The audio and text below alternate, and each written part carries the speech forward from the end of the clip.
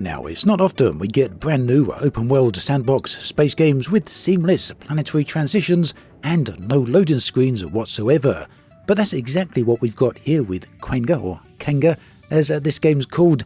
This is an indie title. It's available right now on Steam, both to purchase as well as a demo. But do keep in mind this is an early access title, and well, it does have a few various, shall we say, bits of jankiness that is included, so do expect that. At any rate, today I've been playing this around about 2 hours, so I wanted to give you a feel for what the game is actually like in its opening hours. So right at the start, we find ourselves in this space. This is a fueling station, and yeah, I think you'll agree the layout here is pretty obviously inspired by Star Citizen. I mean, just look at some of the UI elements here and the way just these shops are laid out. So the game does have a little bit of a tutorial, kinda. This is introductory missions. The first thing is to go and pick a backpack up. The second, to go and pick up some items that you can recycle. So I went and got a few bandages. Where the game gets really interesting though is the very first time you go outside. Now the lighting inside is absolutely stunning, but outside is where it really hits home. I mean, yeah, this obviously isn't a AAA game yet. In some regards, it does look better than many recent, or at least some recent AAA games, and it does look absolutely gorgeous for an indie title. At any rate, the next step was all about getting prepared, picking up the right equipment to start on my adventures. And talking of having great equipment, the sponsor of today's video can help with that. It's Extra and their wallets. I had an old granddad wallet and I never believed it, but people used to tell me that wallets can be a game changer.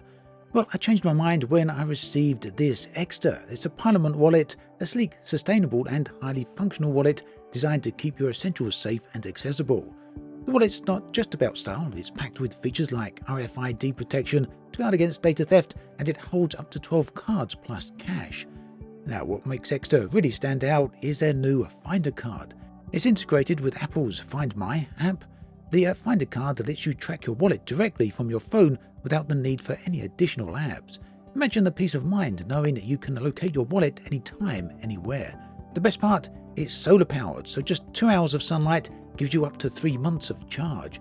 So there's a great wallet and a great tracker code, and right now they're offering a massive discount of 25%, increase that to 30% with my code. Do check out the links in the video description. So the first stop was the armory. I was going to pick up a weapon here. There's one of those bits of jankiness, the glitches I was talking about earlier, that weird graphical effect that does happen from time to time. So yeah, picking up a weapon. There's a great selection here, from sniper rifles to shotguns to submachine guns. I've only got, well, not a lot of money left, so wanted to pick up the submachine gun as well as some ammo. And here's a quick look from the top of the refueling tower. Again, getting close to sunset here, but does look very nice. So the refueling tower that we're located at is relatively small in the grand scheme of things. Dotted elsewhere around the planet are full-on cities, and these are very big. I haven't visited one in the full game, but I did visit one in the demo I tried a while back, and here comes that lift taking me further up. Outside the refueling tower, outside the settlement, things get a little bit barren. Now, yeah, this is a little bit like the Wasteland, I guess, in Fallout. It's very, very big. You can just keep going, and as I hope I touched on the beginning of the video there. Yes, I did. There's no loading screens. Everything is absolutely seamless. So regardless of whether you're driving over the surface of the planet or just keep walking, or whether you go up into space, you'll never once encounter a transition or a loading screen. Now these creatures, one of the first things you're going to have to attack, and they really do rush at you. They completely zerg you, and you'll get overwhelmed very, very fast. You can see there's a bit of that jankiness going on here that I mentioned early on. Personally speaking, I don't really have a problem with this. It's not a AAA game. I would have a problem with it in a full-on AAA release, but even with this jankiness, I do feel the game is a lot of fun, and that's just down to the nature of the way this has been put together. Not everyone is going to feel the same way about that. Some of you may not be too happy about it, so do keep that in mind if you're thinking about picking the title up. That said, the title only released this week into early access on Steam, so it's still very early days. Now, sooner or later, you're going to want to head further out into the barren wastelands, and walking is just not going to cut it. Fortunately then, the game does come with some vehicles, and, well, some of these do look a little bit on the goofy side. The Pod Fury is perhaps one of the best early vehicles in terms of its appearance. That looks pretty standard, but these ones Yeah, I kind of hope these are just placeholders and that we get something a little bit better as time moves on, a little bit better, something a lot better, hopefully. So, nice and cheap and cheerful. The Pod Fury, yeah, this one got me very nicely across the desert. Took me a moment to work out how to power it up. You hop on and hold down the power key, in this case R. The vehicle powers up and floats a little bit into the air, and you're good to go. Now this vehicle is very nippy, it does move very, very fast, and that's great over flat surfaces, but it does get a little bit tricky over all of these rocks. I kept clipping them, sometimes flipping sideways, a couple of times flipping right upside down as well. You have to get off and correct the vehicle. Sooner or later though, I reached the mission destination. This was my first mission, and it was to destroy a nest of these creatures, and just look how many of them there are here. The little eye icons, little eyeballs there, we can see them because we pressed the H key. That activates a scanner which lets us know what's going on in the vicinity. Getting a bit overwhelmed very quickly with all these little creatures, I ran towards a settlement, jumped up out of their reach, at least hopefully, a few of them still managed to get up here, and then aimed downwards and let rip, destroying virtually all of them.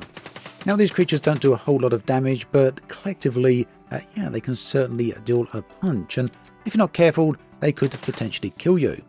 They do drop items that you can pick up and sell, and that will make you a bit of money.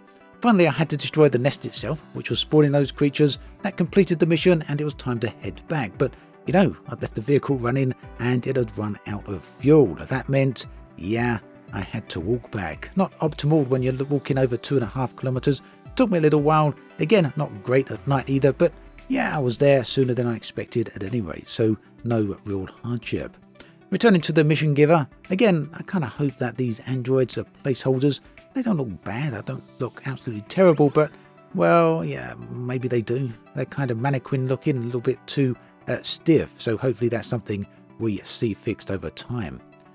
Now, around the corner, we got another mission. This is sort of like a parcel area, a little bit like the Amazon drop-offs things you get in towns and shops.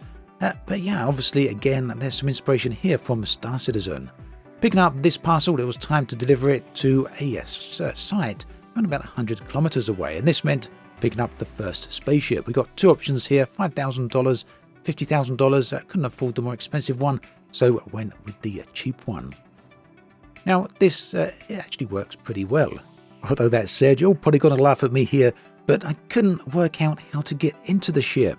There was no obvious access point, although, you know, the way I am sometimes, I can miss very clearly marked things, so maybe it was there. Anyway, found it easier to simply jump up on the roof and get in from this way, but it does look like the ship does have a bit of an interior look to the back there, not too dissimilar to Star Citizen. Yeah, I'm sure this can't be the correct way of getting in.